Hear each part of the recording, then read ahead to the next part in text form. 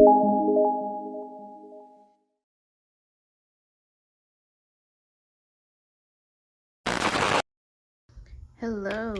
so today I'm going to be showing y'all how to do the Sentro machine. Panel mode is what most people I found, even I had trouble figuring out panel mode. So I'm going to gather all the things that I learned over multiple videos and put it into this one video, and hopefully that helps somebody understand, because I know for me I could not understand it. But yeah, so we're gonna get right into it. So first things first, this is the Sentro machine I have. I will put on the screen which one it is. This is the smaller one, I believe. They have a bigger one, but I think I have the smaller one. And yeah, it has this little tension thing right here. I don't have a counter on this. It has the suction. I could not for the life of me figure out how to stick this onto anything. I figured out that metal, it sticks really good to metal. So if you're wondering, try to maybe get a metal sheet or something and stick it onto some metal. I did see somebody say glass works really good, but yeah, you want to make sure this surface is clean, and you also want to make sure the suction cups are clean. So the first thing I want to point out is the little prong things. I believe they're called prongs. I noticed in a lot of people's videos they had like certain prongs that were a different color. When I say prongs, I mean like these things. So all of mine are pink. Not these, but these. I noticed some people had different color ones, and I could not for the life of me figure it out, but I think people are actually marking theirs with Sharpies. At least that's what I did for mine. So I'm gonna show y'all how I marked mine with a Sharpie, like which ones I marked, all of that. I do want to point out, I do have it in panel mode. So that is panel mode.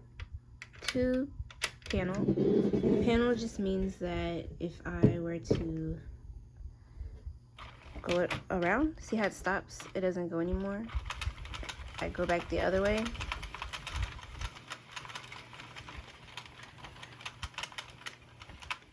And it would stop again. So with tube, it just keeps going. It would just go in a complete circle until, you know, you got back to this different color one, and it would just keep going. But panel, it would go and it would stop. So first off, when you're in panel mode, you want to make sure that your thingamajiggamabob is right here on this different color hook. So you want to make sure it's on the different color hook. So mine is black, so I always make sure that when I turn it, it's right here. So you don't want it to be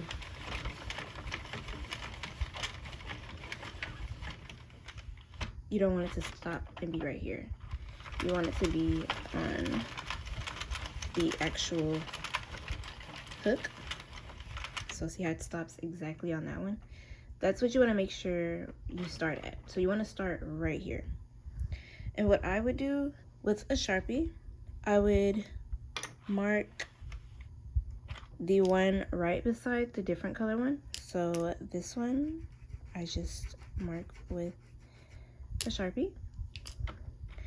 You want to go, so from this, you want to do skip one, and then you want to go to the next one. This one, I put a smaller mark, and then you want to skip one again, and then you want to mark the very next one. In my thing, this is moving, so if I start here, we're moving, it's going to the right, so clockwise. So again, this is your different color one. You want to mark the one right beside it. You want to skip this one, mark this one. I just put a smaller mark, and then you skip one again, and then you mark this one. And this one is long as well. And you're just going to mark that with a Sharpie. If you don't want to use a Sharpie, you could maybe put some tape or something. But I did a Sharpie. Like, I haven't found it like on my yarn or anything. So after you do that, what we're gonna do is we're gonna take some yarn, just any type of yarn. I did see where people said smaller yarns work better on the machine, but I've only ever used size 4 acrylic, so I can only speak for size 4 acrylic yarn. I haven't had any problems. I haven't had any snagging or anything. And I've done all 3 of the tension holders. So this is your tension holder. This is tight, medium tension, and then loose tension. So what you want to do is you want to make sure again that you're on the black one. You want to go over to this middle and put it right here in the middle. You're going to skip one, and then you're going to go to the one we marked with a smaller mark. So this one is much shorter than the other 2. So you're just going to go in between this. And what you're going to do is you're going to start your yarn on from this one. So you're not going to start it from this one. This is the very first one. You're going to skip that one. You're going to skip the second one. You're going to go right in between the second and the third one. You're going to drop your yarn over. You're not going to put it in here. You're just going to drop it over. And you're going to cast on, which casting on is just going back and forth. So we're going to go in front of this one, which is the third one. It's the third hook. So you're going to go in the front of that one. You're going to go behind the next one. You're going to go in front of the next one. You're going to go behind. Then you're going to go in front, behind, in front, behind, in front, behind, in front, behind, in front. You're just going to do that all the way to the other side until it stops. So you're just going to go in front, behind, in front, behind, in front, behind. And you're just going to do that all the way to the other side.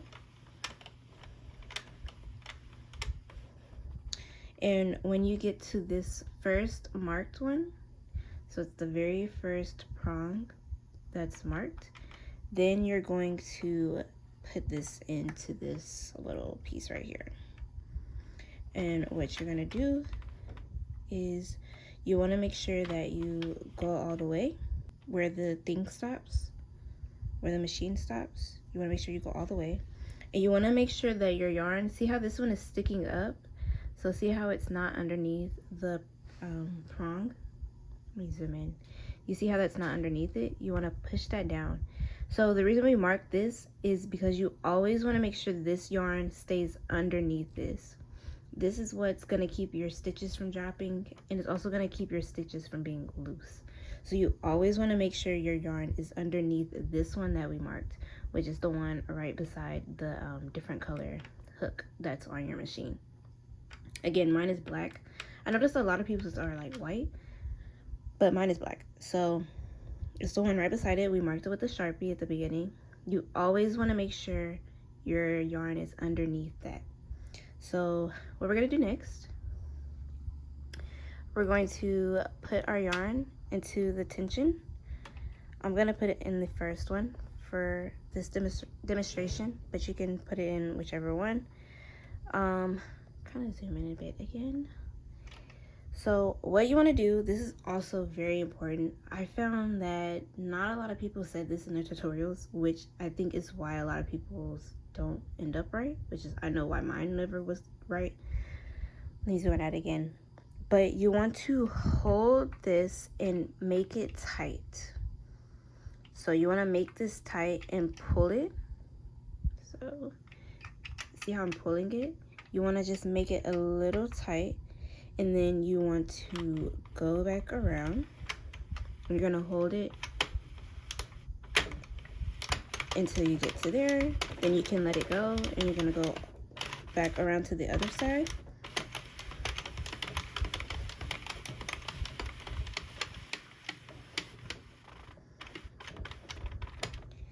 And now you're back on this side, and you're in front of this black hook again.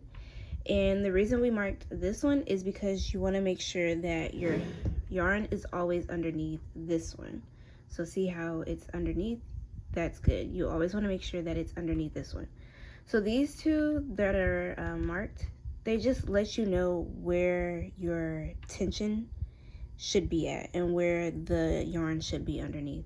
Because if the yarn is not underneath those, then it's going to drop stitches, or it's going to give you those loose ends that you get. Also, you want to make sure again that you're pulling the yarn. So see how I'm putting some pressure? So you want to pull it, and you just want to go back, and then you go back to the other side.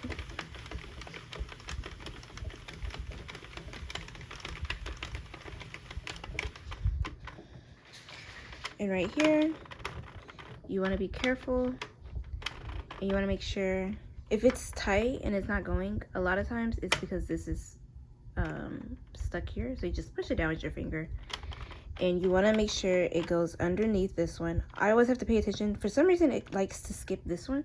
So you want to make sure the yarn goes underneath that. And you want to make sure, again, the yarn goes underneath this one. So again, you see how it's not underneath?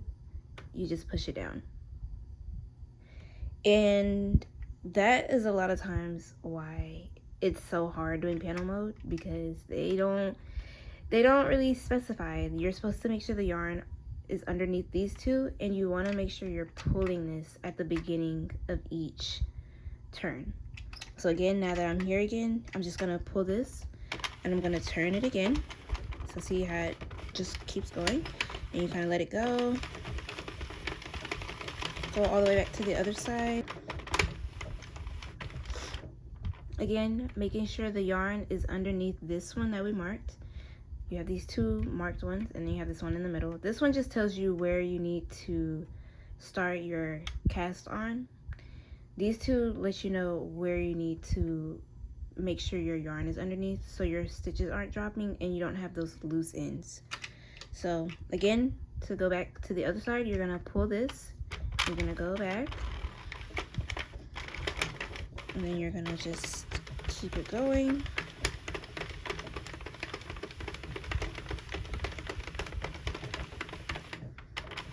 Again, making sure that you're watching at this part, and if it's tight, just push that down. You want to make sure this catches onto the yarn. If you pull this, it'll just make sure that yarn is underneath that prong. So again, pull it, and you have to do this every time. So every time you start, you have to hold it. So I'm gonna go back to the other side.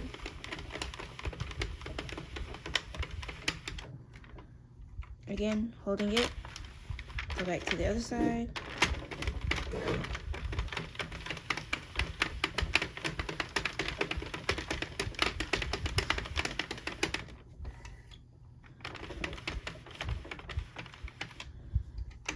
Pull, go back. And you're just gonna repeat that. And that's literally all panel mode is.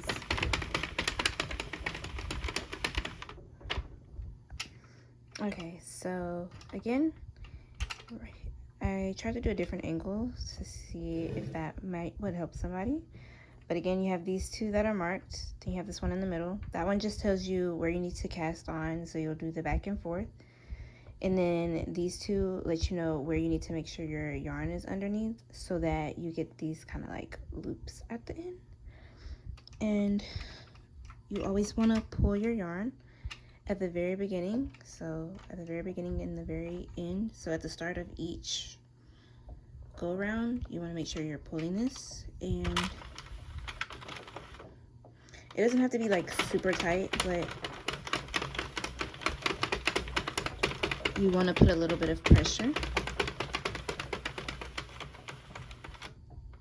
And see, I went faster this time, so it just automatically went there, but you still want to make sure that it's underneath. And you're gonna pull it, go back. Uh-oh.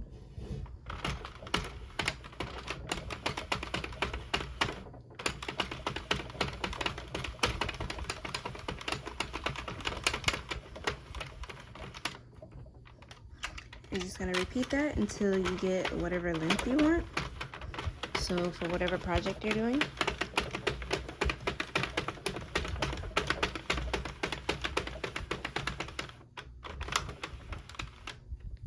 do that. And then you're gonna go back. So see how my ends, let's see, they're not loose. It's from the pulling that we're doing at the very beginning. So if yours are loose, you need to try to put some pressure on there so they're tight. And then all of this, there's no drop stitches or anything, so yeah, but just keep going.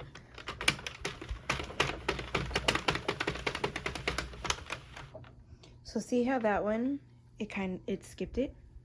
So let me see. See how this one skipped? If it does that, you just want to go back very carefully, and you want to just put that underneath.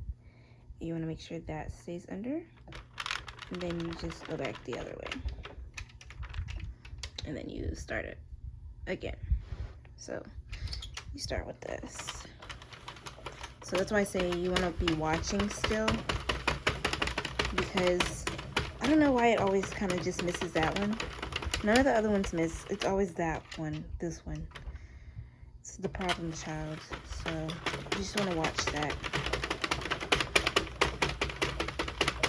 Which is why I'll go fast, and then I'll get to here and I'll start going slow just to make sure it catches that one.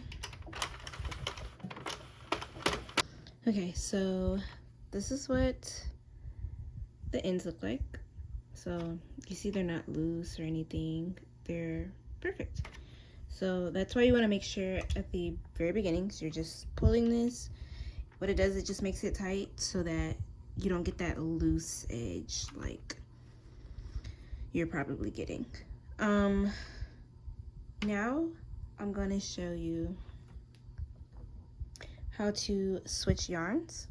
So to switch yarn color, you just want to go back like we were doing at the very beginning, and I'm actually going to put this in here.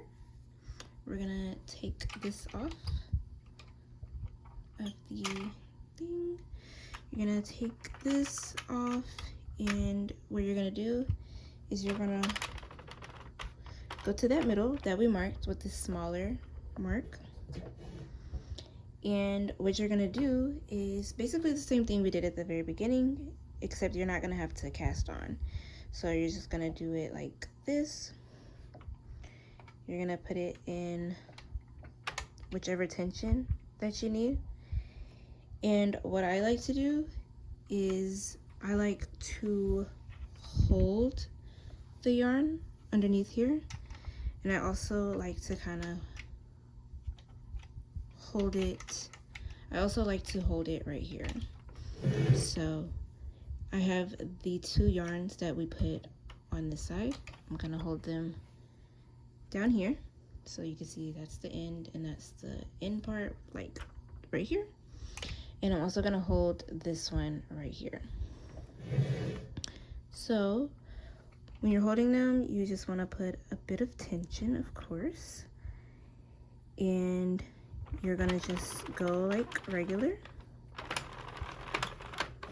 and boom, you switch colors. It's literally that easy. Just gonna go around again.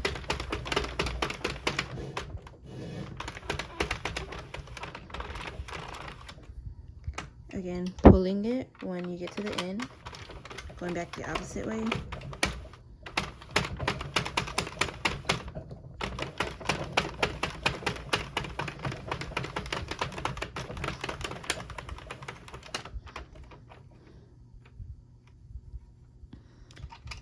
Pulling it, go back the other way, and you're gonna do it just like how we were doing the pink. So that's important to know because I do waste yarn, and waste yarn just makes it easier to take the project that you're working on off of the machine. That way you don't have like ends coming undone, stuff unraveling, stuff like that. So I always do a waste yarn, which is why I have this white yarn. I just reused this white yarn as my waist yarn. And that's very important to know.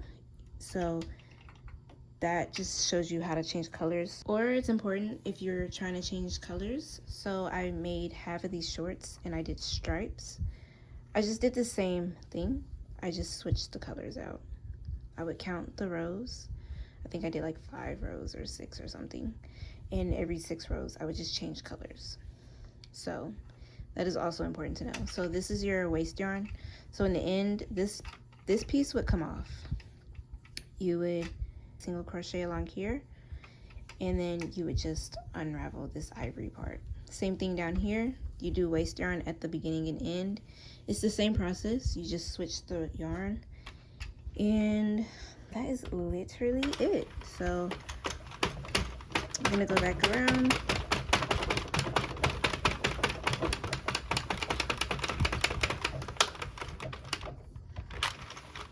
Make sure you're pulling.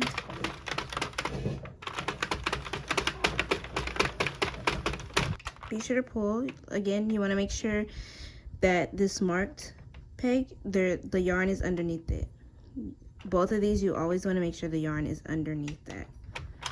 So again, pull, go back around.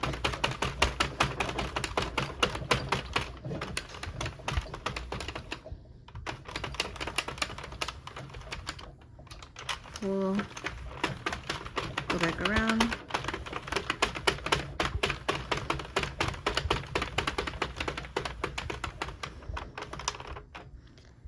Again, making sure it's going underneath all of the hooks.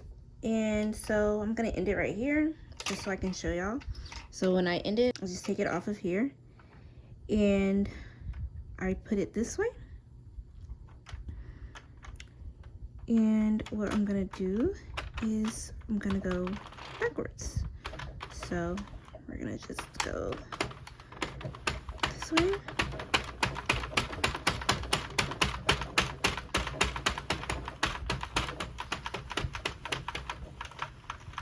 Right, and then you're gonna go back around and see how they just fall off. And that's literally how you're gonna take the yarn off. So easy. And this one you usually have to kind of just take off yourself. But that is what the panel will look like. So see, the edges are really nice and clean. And then also on this side. So it doesn't really matter like how you take this part off. This just keeps, so see how this starts to unravel? It keeps your actual work from unraveling. You don't want your actual work to unravel, so that's why they do waist yarn, because the waist yarn is just gonna come off anyway. So usually if I was making this into something, I would just take my crochet hook that I'm using. I would do a slip knot, put it on my hook, and then I would do single crochets in each one of these stitches. You would just do the pink one and you would do it all the way down. And once you do it all the way down, what you do to take the waist yarn off, a lot of people I notice cut them off, which I think is, I mean, I know it's called waist yarn, but to just cut waist yarn off is kind of extra wasteful. For this one, you can just unravel it. But yeah, this is the panel. And with the panels, you can make all kinds of things. So I made a top out of my panel. I'm actually gonna do a tutorial for this top. But again, here is the panel, just so y'all can get a look at it again. So that's the edges. Again, if your edges are loose, you wanna make sure you're pulling it at the very beginning. And you're gonna pull it on each turn. So when you start this one, pull, start, pull.